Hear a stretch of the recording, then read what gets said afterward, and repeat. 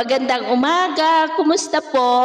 Narito po ulit ang update natin para sa lagay ng ating panahon ngayong umaga po ng April 12, 2024 na kung saan sa ngayon ay easterlies pa rin ang hangin na patuloy po na umihip dito sa ating bansa. Ito po ay mainit na hangin na nanggagaling po dyan sa may Pacific Ocean habang sa may southeastern part ng Mindanao ay patuloy pa rin po natin na binabantayan ang namumuong sama ng panahon dahil hindi pa rin po inaalis ang posibilidad na lalapit yan sa southern part ng ating bansa sa susunod po na mga araw.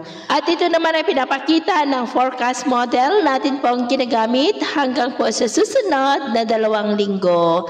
At sa lagay ng ating panahon ngayong madaling araw ay maayos ang panahon sa malaking bahagi ng ating bansa pero may tsansa pa rin ng mga isolated rain sa ilang bahagi ng Aurora, Aklan, Capiz, Catarman, Eastern Samar, ilang bahagi ng Leyte, Dinagat Island at Zamboanga del Sur. At mamaya ay sisikat po ang araw sa malaking bahagi ng ating bansa, mainit at maalinsangan ang panahon.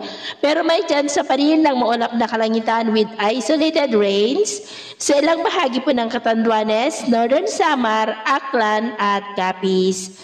At mamayang hapon, maayos pa rin ang panahon sa malaking bahagi ng ating bansa pero may tsansa pa rin ng maulap na kalangitan with isolated rains sa ilang bahagi po. At sa atin naman po mga baybayin, wala naman po tayong nakataas na anumang gale warning signals.